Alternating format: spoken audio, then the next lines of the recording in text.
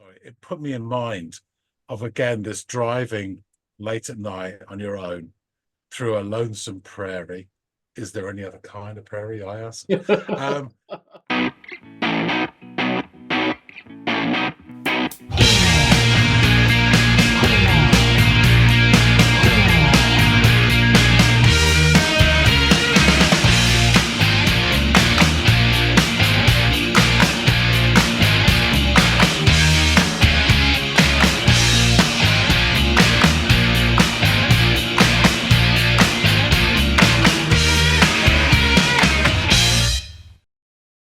hey, everybody, and welcome to another episode of the Audiophiles.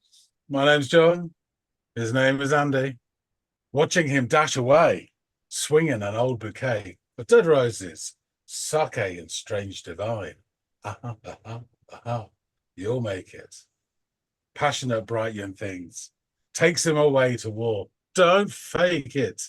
Southern glissando strings. Aha, aha, aha. You'll make it. More on that later. But first, Andy, you have a track for me to listen to.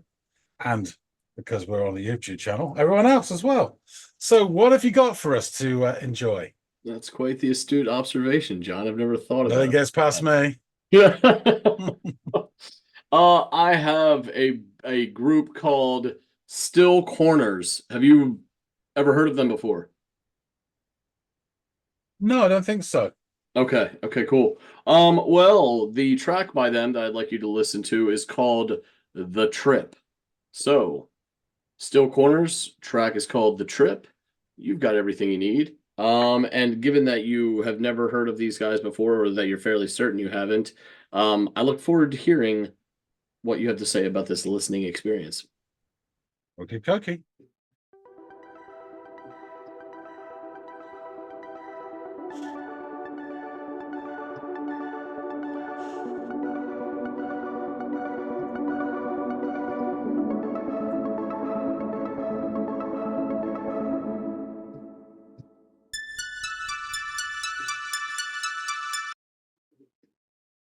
Like that start, it was almost like the electronic equivalent of a harp.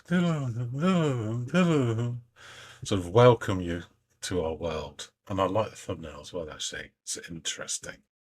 Good start.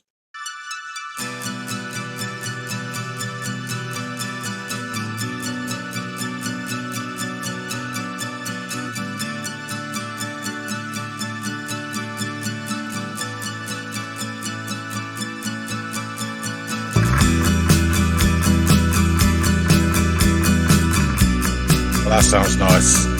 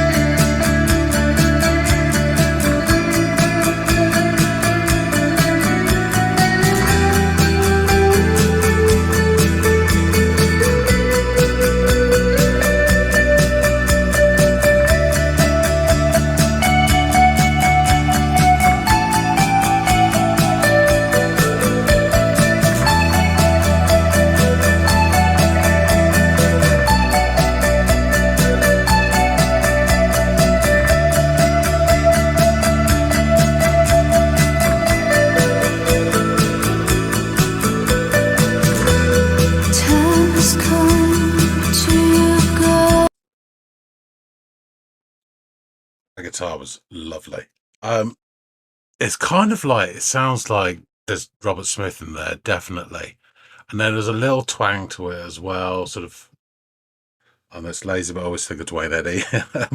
And then a bit of that sort of the XX as well.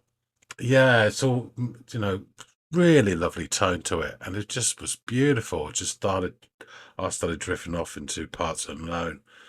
And I have to say, quite annoyed me she started singing. Okay, no judgment.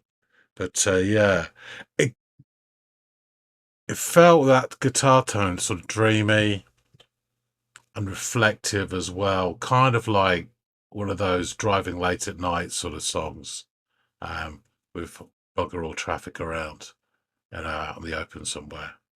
Really, really nice. Um, okay, and that sort of that synthy bit at the start, that sort of before the guitars joined in, that kind of sounded like 80s early OMD or something like that. And then the acoustic guitar. At first, it was quite quiet, and then it kind of stepped forward with the bass and the drums came in as well. That's a nice little. It's very, building up layers. This song is definitely okay. I'm just going to go back, not all the way for that guitar, but just a wee bit, and give her a chance to get a proper run up. Okay.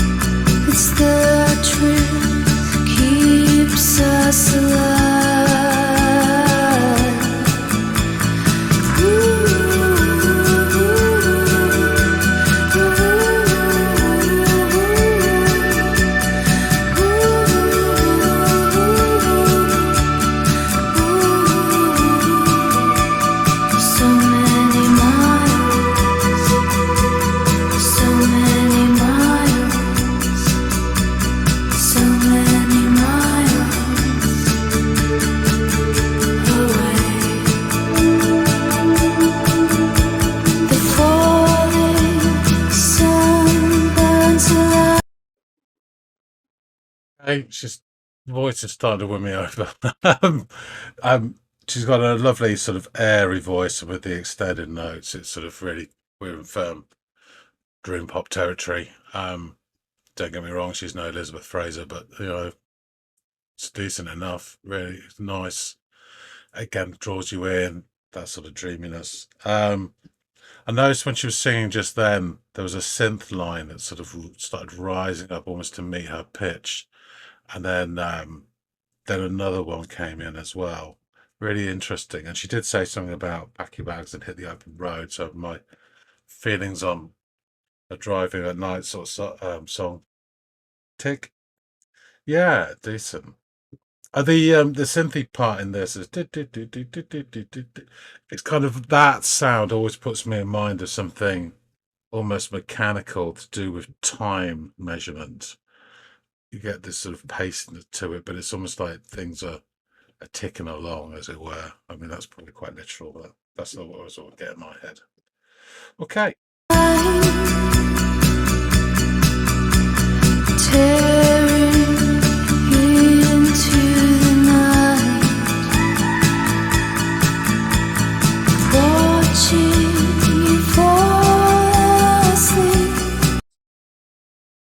That little bit there, it's quite 80s, isn't it?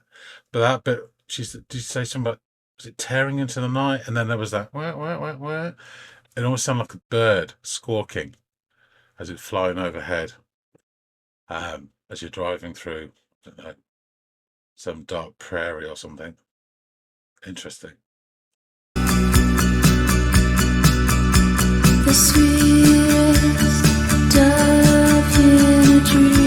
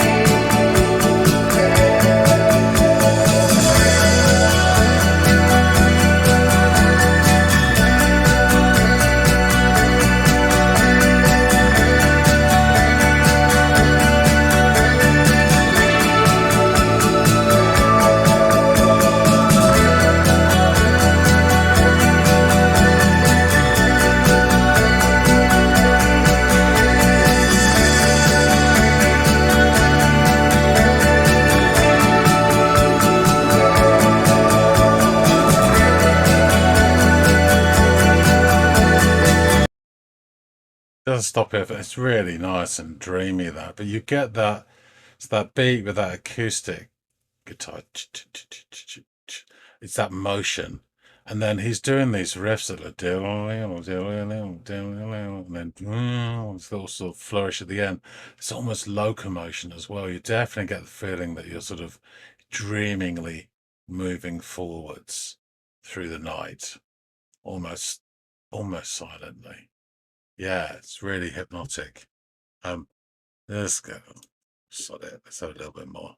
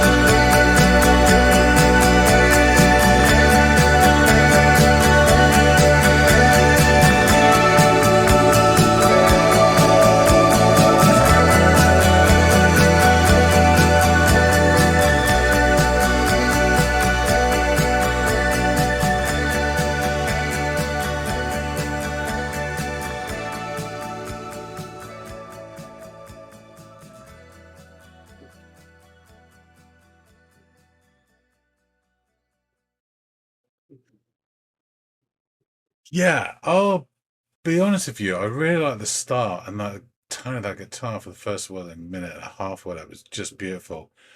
And I was a little bit disappointed when we got some voice singing, but it started to win me over. And then I guess I got my wish for the last 2.5, minutes or 3 minutes of an instrumental, and it was just beautiful.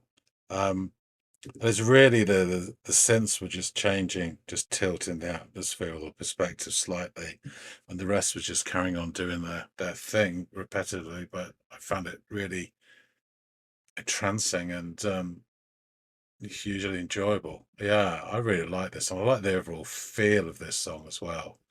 That sort of dreamy quality to it. But it wasn't like some of the noughties dream pop is just so limp lettuce wet that this had a bit more atmosphere to it. Yeah, I like this a lot. It reminded me of lots of things actually. There's loads of little snippets or bands that have cross pollination with it, I guess. But it had its own little thing. So yeah, I enjoyed this a lot. I have to find out a bit more about this band. So we must go back and speak with Andy. All right, welcome back. So what did you make of this tune? First off, love the thumbnail. Of course. So it starts with this coming in and ascending, tinkling synth line that, in my head, is the electronic equivalent of a cascading harp. And it's kind of like saying, "Welcome to my world." And then we take a breath, and then the song begins proper, which is, it's always nice to get one of those completely pointless intros. I really enjoy them. Me too. So we take a breath and then it starts, and the layers on this sonic cake start to build. Firstly, we get this high sort of upbeat synth line, and it reminds me of kind of like early 80s OMD type. It's got a bit of that sort of synthy popness to it. It's come from there, but it isn't it. Right. And that sort of sound though, and the way it's always gives a sense in my head of like mechanical movement, which I then associate always with activity and timer measurement. So it's almost like clockwork, or things going on, or it's a big clock measuring stuff and it's ticking away. Really interesting. And then you get this acoustic guitar that takes half a step forward because he's not quite sure. for about four bars, and he's waiting for his mates to join him. And finally, they do the rhythm section. So then he lunges forward properly into the light. Bless him. You get this sort of very simple beat, and it's like a one-note bass line per bar, and it just fills out the sound, which is really nice. Enter the electric guitar. I imagine wearing a cloak. A bastard descendant of Dwayne Eddy and Robert Smith, with that sort of slight and others as well, but they're the two that ping to mind. Anything that gives a twang, I would say Dwayne Eddy straight away because I'm lazy like that. But it's definitely got a touch of the old the Smiths about it, the Robert Smiths. Sorry. Yeah. I was gonna say, whoa, wait a minute. And with that it's got airs of a slight reverb on it as well. It creates a kind of reflective, almost like a driving at late at night sort of atmosphere to it. Really enjoying it, and it's creating its own little world. And then at 1:45, the female singer joins us. She has a gentle, airy voice with plenty of like stretched notes. And she's no Elizabeth Fraser, but she does have a better voice than most vocalists in that sort of dream pop genre, which is where we're firmly rooted now once she started singing. And she sings, I think it's the opening lines that she sings are something about the time has come to go, pack up your bags and hit the open road. And I'm thinking, ha, driving late at night. I was right, god damn it.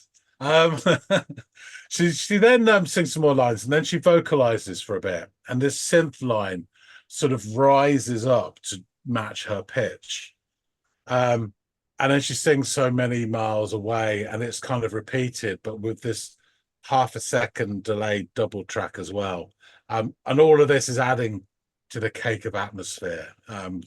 Fondant icing, if you like. The next verse, as she sings Tearing into the Night, we get this electronic effect that reminds me of a bird squawking as it flies overhead. It's just, wah, wah, wah, just briefly, which I thought was really nice as well. And then a couple of lines straight after that, she mentions a dove in a dream. Yeah. It's got nothing to do with my thing, but I just, there's affirmation for me. That's all that matters. We get more vocalizing and with that matching synth part.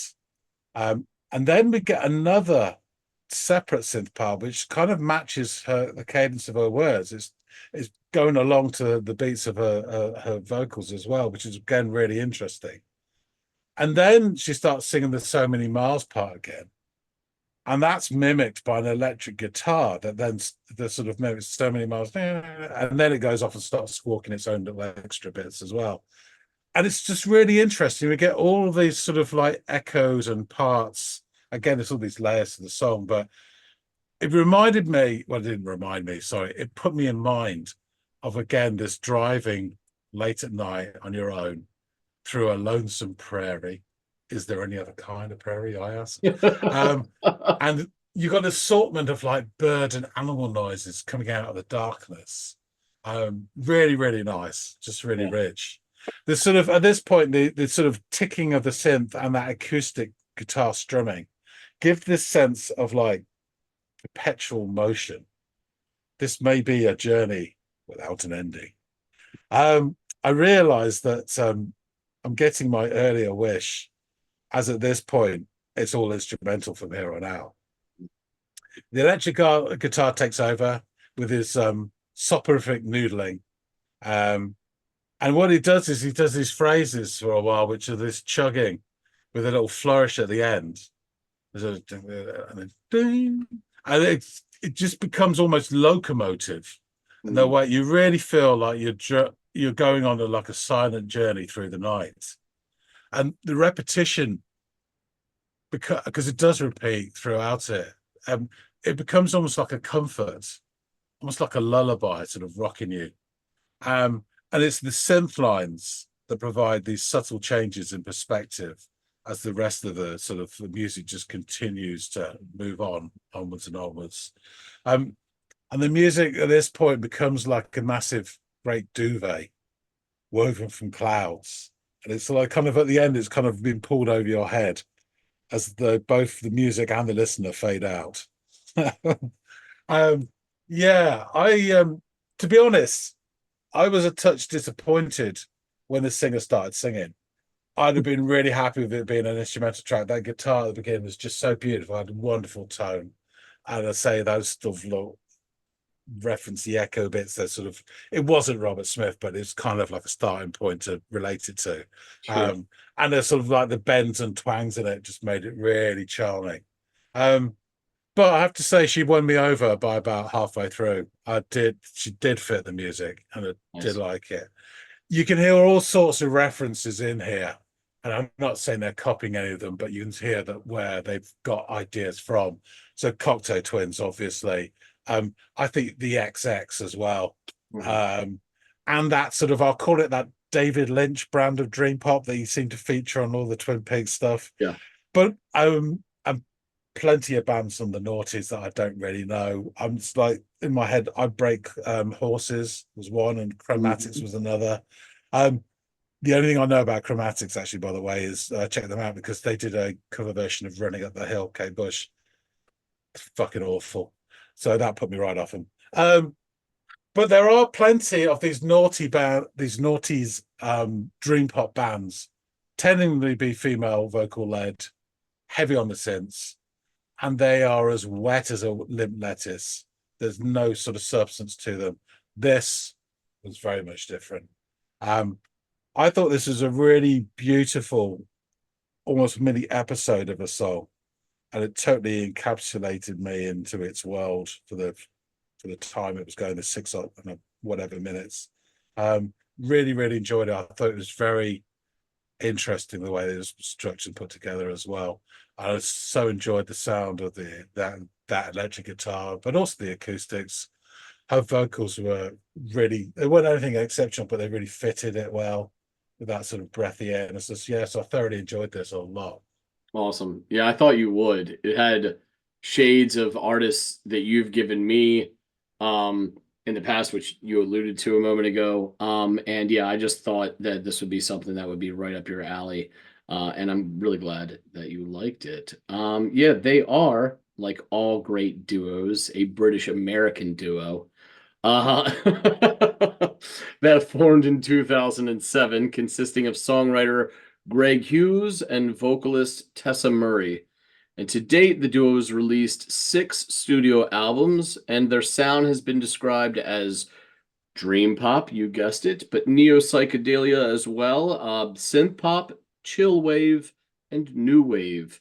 Murray met Hughes by chance at a train stop in London when the train was diverted to an alternate station. Murray is originally from England, and Hughes grew up in Arizona and Texas, then moved to England for a number of years to pursue a life in music. Still Corners self-released their debut EP, Remember Pepper, on June 13th, 2008, followed by a 7-inch single, Don't Fall in Love, Sage Advice, released by UK label The Great Pop Supplement on August 30th, 2010. The duo signed with the record label Sub Pop. God, we should get paid every time we say their name on this channel. We'd both be pretty well off. In Wow. 2011, and issued their full length debut, Creatures of an Hour, to favorable reviews. In October of 2012, the band released a new single, Fireflies, which was named Best New Track by Pitchfork. The band released their second album, Strange Pleasures, on Sub Pop on May 7th, 2013, and the single Berlin Lovers received widespread coverage. Still Corners released their third album, Dead Blue, on September 16th, 2016, on their own Wrecking Light Records label. They shared the video for the album single Lost Boys. And on August 18th, 2018, the band released their fourth album, Slow Air, via Wrecking Light Records. Following the release, they toured extensively in Europe, North America, and Asia. Their fifth studio album, The Last Exit, again via Wrecking Light Records, was released on January 22nd, 2021. The album was preceded by 3 digital singles, and the band also announced a European tour in October of 2021 in support of the new album. And their latest album, Dream Talk, was released April of this year. So, This track we listened to today, The Trip, is the first track on the aforementioned 2013 album Strange Pleasures. The album reached a peak of number 28 on the Billboard Top Heat Seekers chart. It also hit number 1 on the FMQB National Radio charts. The List, a digital guide to arts and entertainment in the United Kingdom, awarded the album a perfect 5 out of 5 stars, while Drowned in Sound, The 405, and Clash awarded it 8 out of 10 stars. Mojo gave it 4 out of 5, and NME graded it a 7 out of 10. Danny Wright of DIY wrote of the song and the album in his review. The bright twangs of guitar on opener The Trip show the dashes of color that become more evident later on. He would then add, there are so many musicians that take inspiration from the 80s that it's hard to stand out. Strange Pleasures is an album of cinematic charm and where Hughes has created a journey along a dark motorway that adds light and color to stand out from the traffic. So I think that quote's interesting and is only made more interesting by some of the observations that you made, alluding to, when you're pulling from the 80s, these bands, these naughties bands as you describe them, they get lost, because they're not doing anything fabulous or particularly original or anything like that. And it would seem that this individual who wrote this write-up and you agree that these guys aren't falling into that trap. So Yeah. interesting there. Could I just say, Andy, Yeah, go briefly, ahead. a couple of things. When I was listening to this, I wasn't thinking about what nationality it was, but subconsciously, the sort of images in my head were all of American landscapes, which is really interesting. I didn't think, they're Right, American. Right, middle Yeah. America, where either coast seems infinity miles away, and the vastness of the plains that they're in, and all of that makes sense. You're right. The feel of it, or the place that it puts you in when you're listening to it, is definitely like heartland. I'm driving at night in the middle of Nebraska or something like that. You know what I mean? I totally understand that. Yeah, and the other thing I would say is listening to this, I would say that it's pretty accessible. And I could imagine it being quite sort of chart friendly, but like we referenced just now, I think the amount of dream pop out there is just legion. So it's hard to cut through. I think this does, but I think people making the choices about what they push out there on the airwaves or whatever promote, that's what, there's a lot to pick from, and they may not be as discerning. Yeah. So that's probably why it doesn't probably, they haven't sold millions of copies rather than thousands, Yeah. No, you're right. In his review of the album for channel favorite Pitchfork, our buddy Ian Cohen wrote this: Still Corners present Strange Pleasures as something of a driving record, though the implication throughout is that it's better if someone else is at the wheel. The opener of The Trip is a 6-minute pace setter that savors the transit more than whatever impending arrival awaits, as its steady acoustic strums and cruise-controlled rhythm progress at a safe speed. We talk shit on Pitchfork all the time, but I think this is I love the allusions to, roadway vernacular and situations like that when you're talking about a song that very much is speaking to that. So yeah, cutesy little right up there, sir. Dom Gourlay of Drowned in Sound summed up the track by writing, setting the scene impeccably on the opener of The Trip, a sprawling 6-minute long opus that takes in swirling synthesizers, gently orchestrated strings, and watery atmospherics along the way. Whatever the Trip songwriter-in-chief Hughes is referring to may be, Hughes coos, this keeps us alive, before the song dissolves in a heady mix of enclaved sound and processed beats. Finally, Mark Roseman of Paste writes of the album, Still Corners, Strange Pleasures is an album filled with hazy, ethereal tracks that one would have little use for in the light of day, but which begins something quite extraordinary at a certain bewitching hour.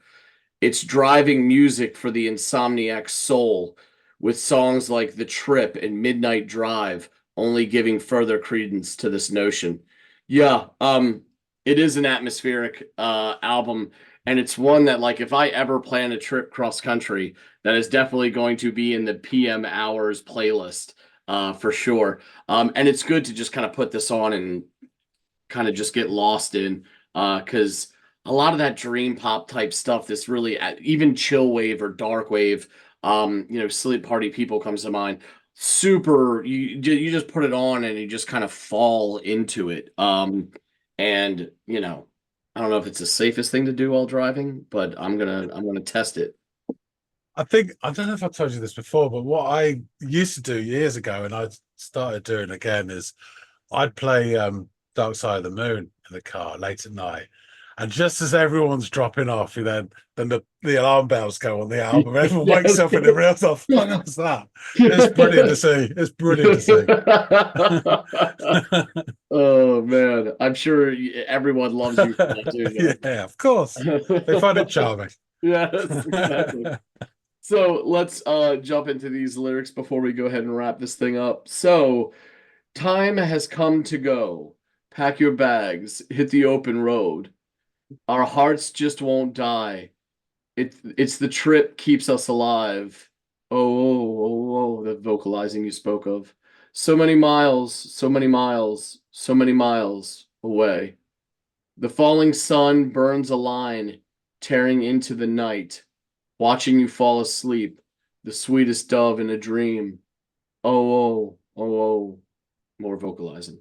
So yeah, it's pretty scant as far as vocals go. I'm glad that you warmed up to her, but even if you hadn't, she wasn't around for that long, She wasn't saying a lot in this one. So but yeah, again, it's just really pretty, and it's almost like the snippet of one's thoughts on a drive when they look over and see maybe their partner, their navigator, asleep next to them, and you just have this like sort of romantic thought that comes to mind, and you kind of just store it away as you let them sleep and you persist down the road. Yeah, it's just a really beautiful song in my estimation, and I'm glad that you kind of found the beauty in it as well and enjoyed giving this thing a listen. So appreciate you, John. Thank you so much for giving this a listen, man. Guys out there in the listening audience, please let us know what you thought of this track, The Trip by Still Corner. And if it reminded you of anything, set the mood, or put you in any sort of frame of mind, if it reminded you of other acts that we have yet to cover or perhaps covered on the channel, please feel free to drop them down in the comments field below. We love hearing from you guys. We love interacting with you guys and watching y'all interact with one another. Also, if you're new here or haven't done so yet, please like, share, and or subscribe. Any one or all of those three things would go a long way in helping us sort of propagate the channel out there on the YouTube sphere. So thank you so much in advance for all of that. And hopefully John and I will catch all y'all in growing numbers on the next installment of the Audiophiles. We'll see you later, guys.